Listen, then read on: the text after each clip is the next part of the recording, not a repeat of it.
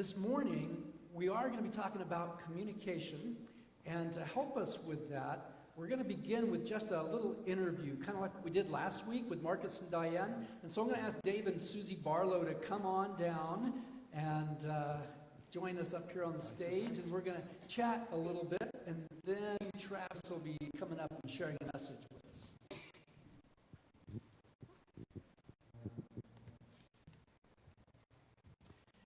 Go ahead and have a seat, get settled in there. While they're sitting down, I wanted to mention that with Deep Love, by the way, the series that we're doing in February, there's a way that you can really interact with Deep Love. We have this assessment that you can take. It's online. It's deeploveassessment.com.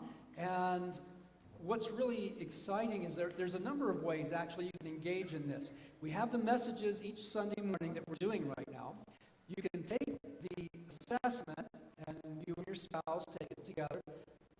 And then we also have a class that's going to begin on March 5th for married couples that'll be here at 9 o'clock on Sunday mornings. And it's going to unpack the assessment. So it's a 6-week class. It starts Sunday, March 5th, and you'll want to have taken the assessment before the second week of the class anyway, because to get the most out of the class, it's going to be unpacking what's in that assessment that you've taken. All the elders have taken the assessment, the staff have taken it. A number of you have told me that you've already taken it, and Dawn and I were sitting down last night just going back through ours again and talking about the different things that are there. So I really want to encourage you to take it. The only little thing you need to know about it is about $35 to take the assessment. If the money is a problem, you let us know. We'll take care of that for you, okay? That's going to be an issue because we really want you to take the assessment if you're a married couple. The other thing is it only takes about 15 minutes to take. 15, 20 minutes, something like that. Depends on how quickly you can upload your photograph. That's about it. So that's the hardest part of the whole thing. Also wanted to mention that we have some marriage mentors that are available. And if you go to this table back here in the back, we have our marriage builders table. And you can get a list of names of couples that are willing to help you and bless your marriage. People you can go to for advice or just have dinner with and get to know better. And there's a whole slew of them. So I just wanted to mention that as well. So, Dave and Susie Barlow. I've known the Barlows for about 17 years or so now, 16, 17 years. The Barlows, along with Stacy and Wanda Smith, and Sean and Kersey Lewis, and a fellow by the name of Joe Simpson that hardly any of you know, helped save my life. I can't say it any more clearly than that. When I was in the dark night of my soul, and I was at my most desperate, this is one of the couples that reached into that darkness, and they shined a light that helped keep me going. So I love them dearly and appreciate them. They live up in Evergreen, which is where I used to live, and that's kind of how we got connected up there, with the little church up there. So first, I have to say thank you. And, sorry. Now I want to put all the pressure on you, get it off of me. So we are talking about communication today. So first off, Dave and Susie, how long have you guys been married? 35 and a half years. 35 and a half years. Wow. Long enough to know that we don't have to speak to finish each other's thoughts and sentences. That's cool. Yeah.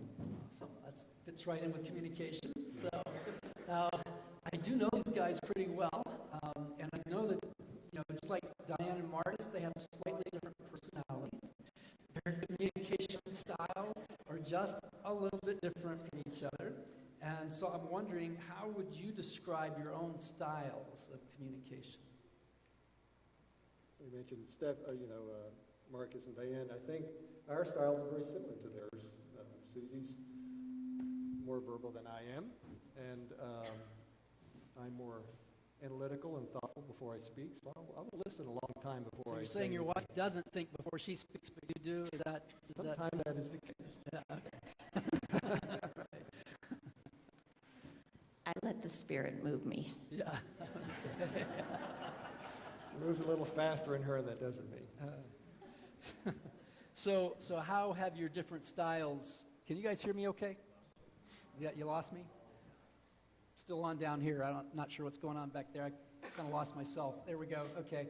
So how have your different communication styles been a challenge for you guys at times? Go first. Okay, I'm going first. Well, it can be a challenge. Sometimes we'll be frustrated with each other. This has happened more in the past than it does now, I think. But sometimes Susie will be frustrated with me because I'm not going to be speaking, I'm listening, and she wants to interject as soon as possible. So I may not respond to her as quickly as she would like. Your turn. He got that. Yes, Dave is incredibly gifted at listening and working and serving. And anybody who's actually married to a saint, anybody out there? It's really hard to follow up on him. He's the person I want to grow up to be. On the other hand, I am more empathetic and more aware of other people's needs. And sometimes it is actually my job to go, and then he knows what to do. And so my job sometimes is simply to alert him to a need and then trust him to fulfill that. Okay. So when you guys are talking with each other, you would say, Dave, that you're probably more, it's not in your script, is it? You would probably say that you're more the listener typically, or? Yes. And you're going to take your time, you're going to analyze things. Analyze and think, yeah. Sometimes it takes too long. I overanalyze. Okay. So so when he's analyzing, I mean, you've been married for 35 and a half years. Are you all clued into that now, or do you get a little anxious at times and like, okay, it's your turn to speak, or what's that like for you? It's easier now. When the children were home and were busy with all these activities, sometimes I needed more immediate response. And now that it's basically the two of us and whatever dog we have wandering around, it's easier to wait. It also takes practice because I now trust him far more than I used to because I have seen the wisdom in his decisions. Cool. Okay. So, and as far as communication, I know that Susie can be very expressive. And so, how is that for you when she's in that kind of a mood, or that the fire hose is turned on there? How do you absorb all that? Well, in a group setting, Susie's more comfortable than I am. Mm-hmm. And so I'll often let her take that ball and run with it and introduce friends and make connections and so forth. A friend has once said that Susie can make friends with a fence post. Okay? So she can make friends with anybody, and she'll do the introductions, and then that takes pressure off of me to then step in, and then she'll introduce me to these new acquaintances, and we'll build those relationships that way. So part of the blessing in your communication styles, I mean, you guys kind of offset each other, you kind of complement. Very much so, yeah. Yeah. Any other challenges that you've faced in terms of your communication with each other that you want to mention? Dave is a lot more adventurous than I am. Mm-hmm. And he believes in me more than I believe in me. So we have been on ski slopes, and he'll go, let's go down here, you can do that. And I'm like, no, I can't. And halfway down, I'm screaming, I can't do this. Mm-hmm. And on the back of a tandem, he goes, we can do this, right? Swan Mountain Pass, and we can come down at 39, 41 miles an hour. And I'm going, no. But I'm literally, if you don't know, we tandem bicycle. I am literally on the back of the bicycle. I cannot see, I cannot steer, and I cannot brake. And you're on this wide on two wheels. And if you've never gone 41.9 miles an hour downhill on the back of a tandem, you don't know what trust is. There you go. Okay. You just gave me a new technique to use in premarital counseling. So, Exactly. Canoeing, tandem cycling, yes. yeah. So anything else you want to add about how your communication styles have been a blessing for you? If you don't have anything, that's fine, but I just want to give you a chance to. Anything else? Okay. So you're going to give a piece of advice to couples out here when it comes to communication. Anything that you would share with them? I think communication is the key in any relationship, whether it's interpersonal with friends, family, with God, with your spouse. Communication is critical to understanding each other's needs, to listening to those needs. We talked about the tandem cycling example. I'm on the front of the bike, I'm steering, braking, and I can see where we're going, and so I'm very goal-oriented. Sometimes I forget that there's somebody else on the bike behind me, okay? So I have to think of her needs when we're on the bike. Am I pedaling too fast?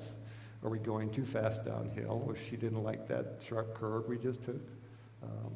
I don't let her know when we're stopping or starting, so, but it goes both ways. If she's on the back, she can't see what's going on, and so she supports me in watching out for traffic and the hazards and things like that, and giving me directions where to go.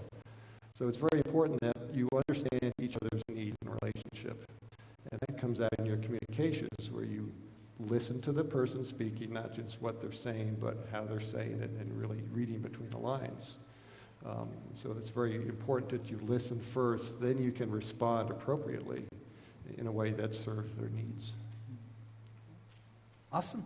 So, guys, Dave and Susie are a couple of our marriage mentors. They've been through our training class that we have for marriage mentors. And by the way, if you'd like to go through one of those classes, you don't have to have the perfect marriage to do that. In fact, it's kind of better if you don't, because then if you do have the perfect marriage, you're not going to be able to relate to any of the rest of us in here. So, but if you want to get to know Dave and Susie better, I would encourage that. They're a great couple, and they're willing to get to know you and offer whatever blessing they can. Let's give them a hand here. So, thanks, guys.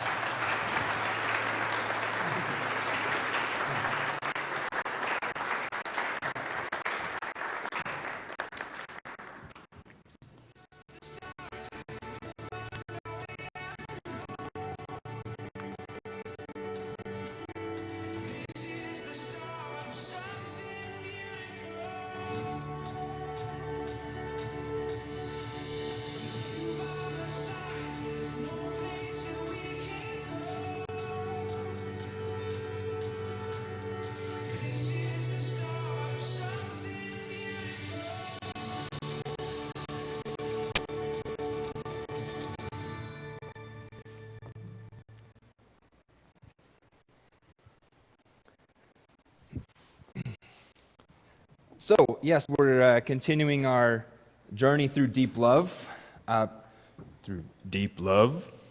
and this week is communication. And, I usually start off with a little fun memory or a pithy story from my past that'll make you laugh and make you realize that I have some faults in whatever I'm about to talk about as well.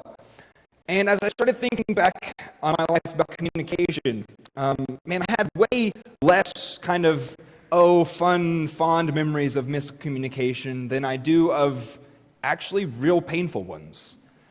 And so I don't want to share a story with you today, but I'm going to tell you something that you already know, that communication is difficult.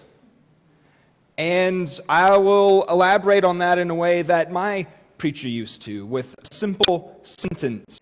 I never said he stole that.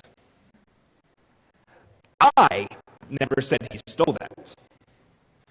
I never said he stole that. I never said he stole that. I never said he stole that. I never said he stole that. Now, is that one sentence or is that 5 sentences? You don't know. And if you're reading that in a book, I hope there's italics. Otherwise, you don't know, because communication is hard. So we're going to be looking at the Deep Love curriculum today by Drs. Les and Leslie Parrott, and they have their thoughts about communication. I'm going to talk about those with you, and if you're a little bit old school, you'll like it because it's 3 sets of 3 points. So we'll jump right in. Because communication is one of those things where my wife Amanda and I, we've been married about 3.5 years. We've known each other for about 9 years, and we've been best friends for most of that. So we've had some practice in communication. And I would, as Steve did, remind and encourage you about the Deep Love assessment, that's something that you can take. And one of the things on there was it asked you to list what you thought your relationship strengths were. And right at the top of the list, I put communication. And then it asked you, what are the top 5 potential problem areas? And right at the top of the list, I put communication.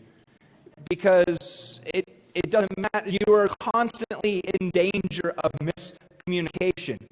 I think about it like this. You're born as a miscommunicator. You're born as a baby whose motor skills fail you to the point where you can't really communicate anything. And no one ever knows what you want or need unless they're paying very close attention, and the only way you know how to tell them is to just scream and cry. And you didn't ask to be born in the first place. It just happened to you, and now you can't even talk about it. And all these other people are sitting there talking about you, and you can't talk back. And it's a place of constant miscommunication. Maybe get a little bit more empathy for a baby next time you hear one crying. So there are 3 levels of communication that we're going to talk about today. The first is the grunt level. So this means a couple of different things. On one level, yes, it means a grunt. It is the most basic level of communication. It's the, hey. Yeah, that's the extent of my relationship with some people in my apartment complex. Hey.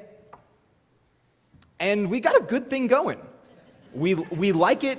We know each other. We know what to expect. It's comfortable. It's easy. There's no pressure. And it's helpful sometimes to have a grunt level of communication with people that you don't know that well. But there's another aspect of the grunt level of communication, more of, doing the grunt labor, of really getting to know someone, so figuring out how to communicate, where are you from?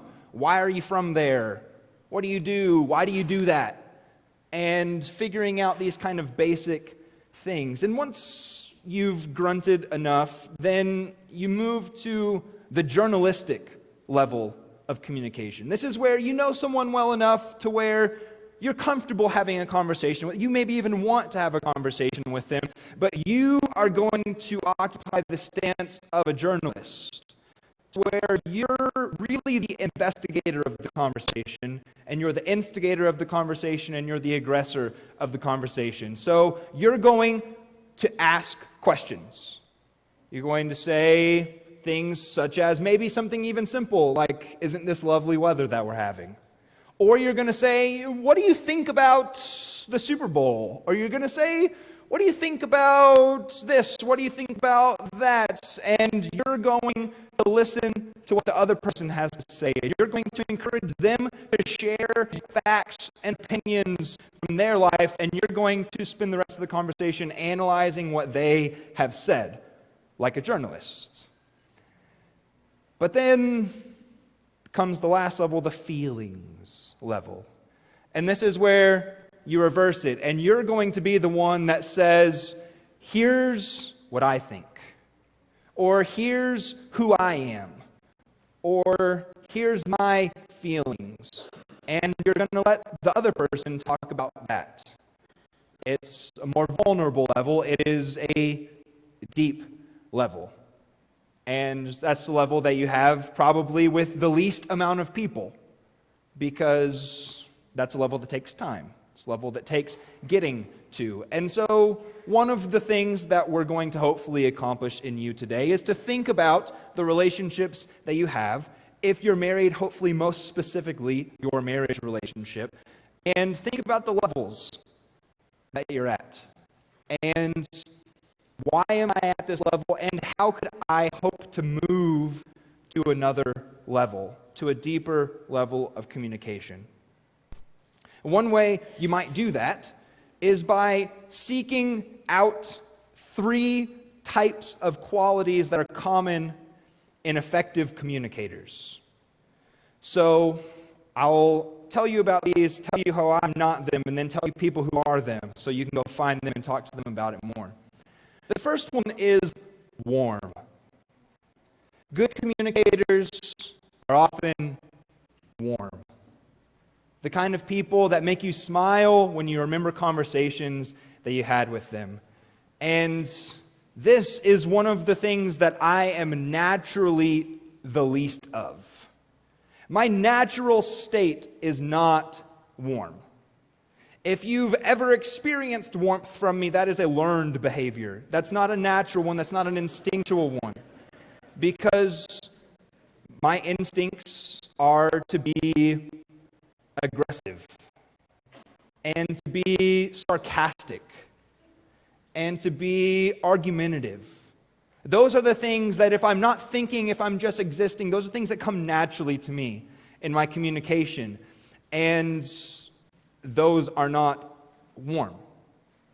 And people, I doubt, smiled very much when remembering conversations they had with me for the first 20 or so years of my life. But one thing that you can learn from that is, and this is one of the things that we'll touch on a couple of times for today, is what I don't want to hear you say, maybe ever again, is that's just the way I am. Boom. Because that is the way that you are now, but you don't have to be that way forever. And you can become something that you're currently not. So when I was about 20, I had this great awakening that maybe I shouldn't be a jerk. Maybe I should seek to be, someone who has compassion or anything desirable for an interpersonal relationship. And so I sought to learn how to do that. And one of the things that meant was finding warm people to talk to. People like Amy Hawkins. If you don't know Amy, she's sitting right over there. And a conversation with Amy is like putting on a warm blanket. It just feels nice. And part of that is one of the things that helps a lot with warmth is acceptance. Is that a warm person is going to take you as you are and say, I'm so glad to be having a conversation with you. Not, I'm glad to be having a conversation with the person that you might be. Not, I'm glad to be having a conversation with the potential I see in you. Just, I'm glad to be having a conversation with you. That's just such a warm thing. The second characteristic of good communicators is empathy. And this, once again, not quite me. It took me a while to realize that other people might matter as much as I do. And it took me a while to realize that the things that I do and say will affect other people, and that other people could experience the same thing as I do and feel about it differently than I do. And so, man, it's taken me a minute. I'm learning empathy still. One of the people I know who is fantastic at empathy is my wife, Amanda. And she's not here this morning. She's really sick. So that is sympathy. Aw. And that's oftentimes what we think empathy is. We think that empathy is an aw. But that's not it. Sympathy is how I feel about what you're feeling. Empathy is, I'm going to try and feel what you're feeling. Sympathy is an observation. Empathy is a movement. And Amanda is so great at doing this in communication. In fact, oftentimes when she's telling me about a conversation she has with someone else, she'll say, I don't remember exactly what they said, but here's how they were feeling. And that's how she remembers conversations. She doesn't remember necessarily the words that someone was saying, but she remembers why they said them and how they were feeling when they said them. And that's taught me a lot because I'm definitely focused on your words. And I want to listen to each one of the words that you say and imagine how they string together in a coherent, logical way. And I want to think about the logic behind what you just said and how it might apply to other things. And while that's helpful, most of the time, it's not as important what you said as why you said it. It's not as important for me to know the words, I never said he stole that.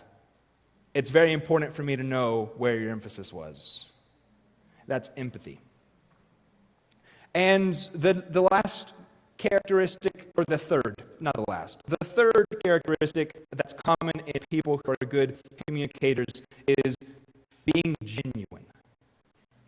Being yourself. Being genuine is a gamble. Being genuine means being the most honest at all times about who you are. And it's a gamble because we're pretty good at knowing what kind of a face to present to people. And we're pretty good at knowing what people might like for us to be like. And so we might be tempted to try and show them that. To say, I think you want me to be like this, so I'm going to pretend like I'm like this for you. But genuineness says, this is who I am, and I care enough about you to be so honest about that with you that you're going to like me or we're going to talk about it. And that's one of the things I've been so blessed by my friendship with Adam, because he's just a genuine guy. He is himself all the time. And it's disarming, and it's refreshing, and it draws me into genuineness as well. And really hanging out with the whole youth group as well. This is a genuine group of people. It's anyone with the name Golden or Reese or Rigsby. These are just genuine people that you enjoy being around because you know they're being real with you. It's nice. But maybe those are people to talk to help you with these characteristics, to learn from them. But if you want things also that you can be trying to do, if you want 3 steps to work on, if you want 3 tips for improving your communication, here they are. The first is listen well. So for some of you, you need to cross off the well and just start with listen. And that was one of my problems. That's one of the things that I had to learn, was that listening was important. And so you want to know one of the first things I did when I had my great awakening of communication was I didn't speak for a week. I said no words for 7 days. This was my sophomore year in college, so I had a lot to say. And I learned a lot by just listening. But just listening isn't the goal. The goal is listening well.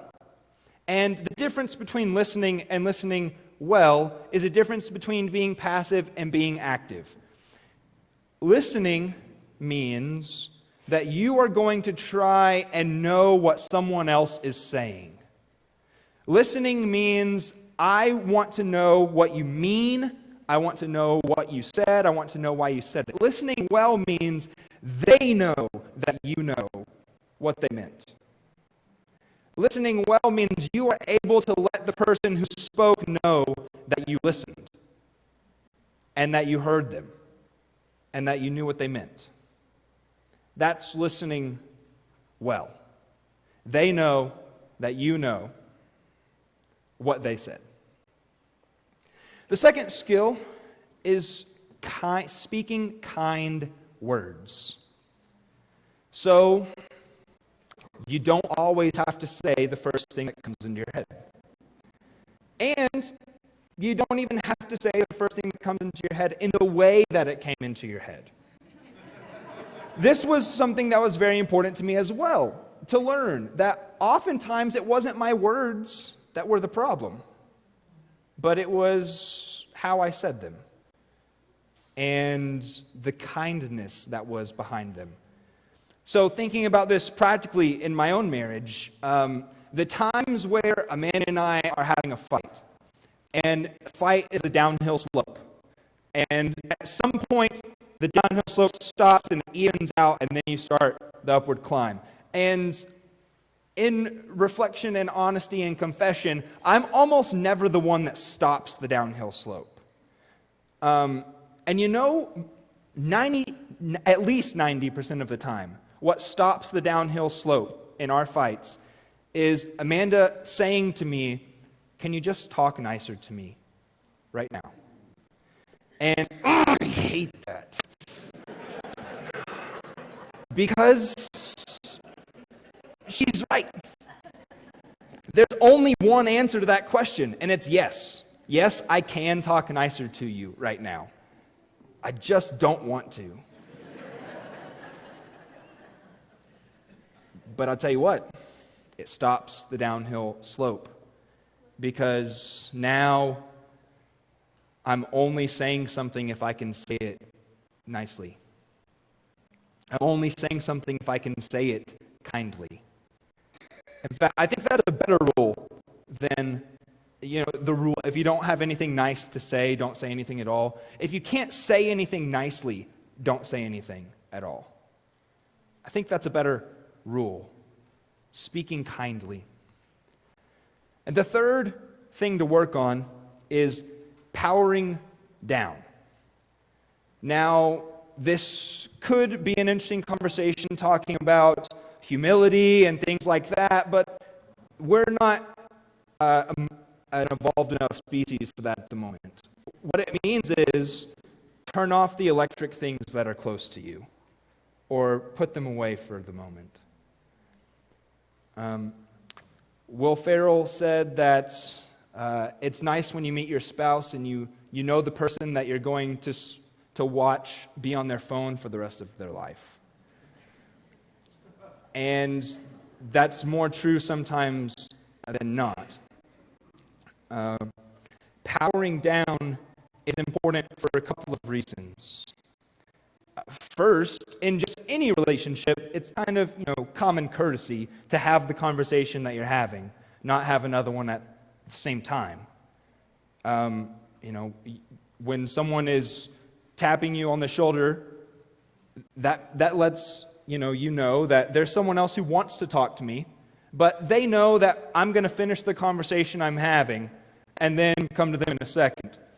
But we've fallen into this spell that we think because we have this way that people can constantly get into communication with us, that there's some sort of contract that we have signed that means we have to be at their beck and call constantly.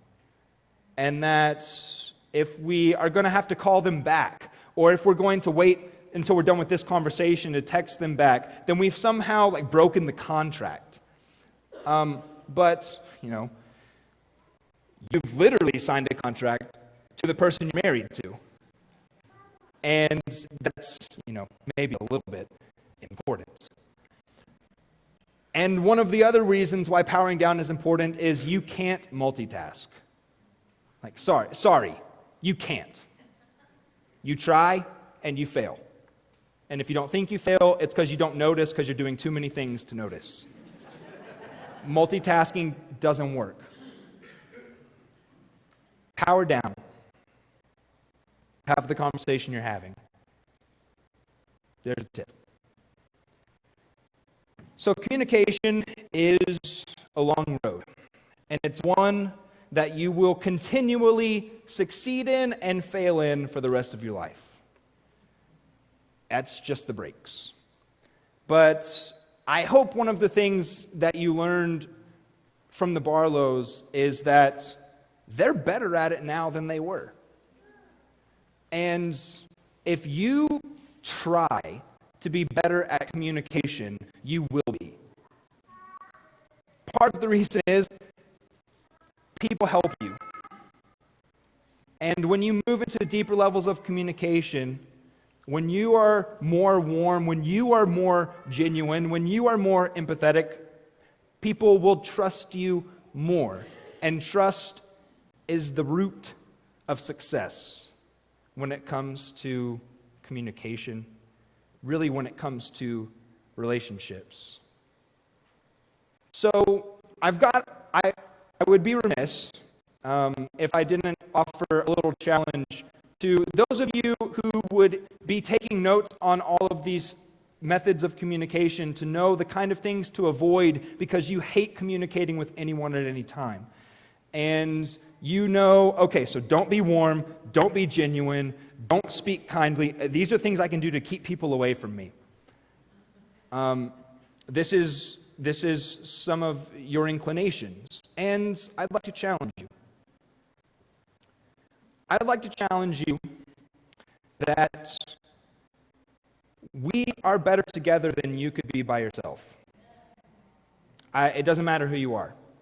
You and me are better in a relationship than we could be apart.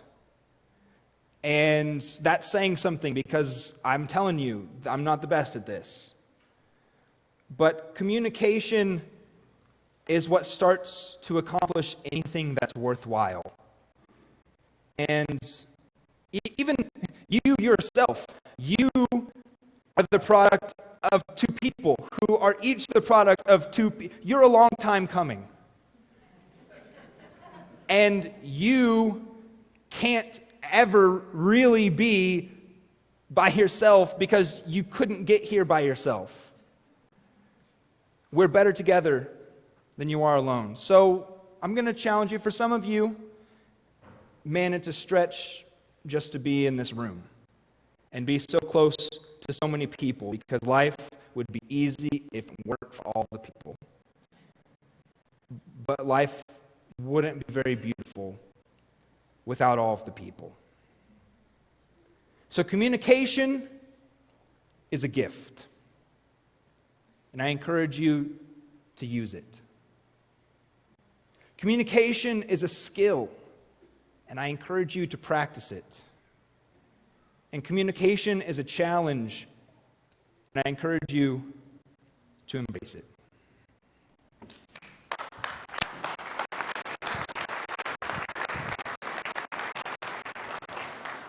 Thanks, Travis.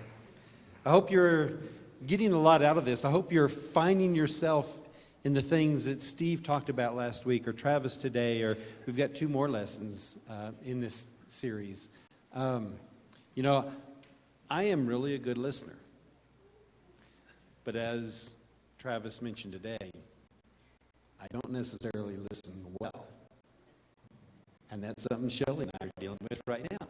We've been talking about that this week, that I don't listen well. There's lots of things. I hope you're finding yourself in these lessons of, yep, I'm not too good at that one. Maybe you'll find some that, you know, I think I'm actually doing pretty good. Oh, shoot, there's another one. I'm not too good at that one either. If you're visiting, we're glad you're here with us today. Please, everyone, pass those green cards towards the middle of the room, and we'll have those picked up.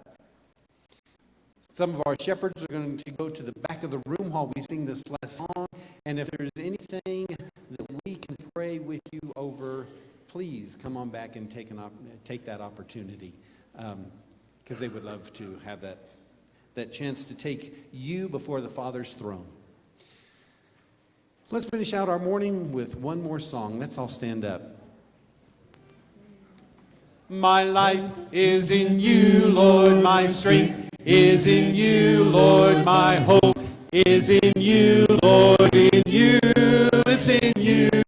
My life is in you, Lord, my strength is in you, Lord, my hope is in you, Lord, in you, it's in you. I will praise you with all of my life. I will praise you with all of my strength, with all of my life, with all of my strength. All of my hope is in you. My life is in you, Lord. My strength is in you, Lord. My hope is in you, Lord. In you, it's in you. My life is in you, Lord. My strength is in you, Lord. My hope is in you, Lord. In you, it's in you. In you, it's in you. It's in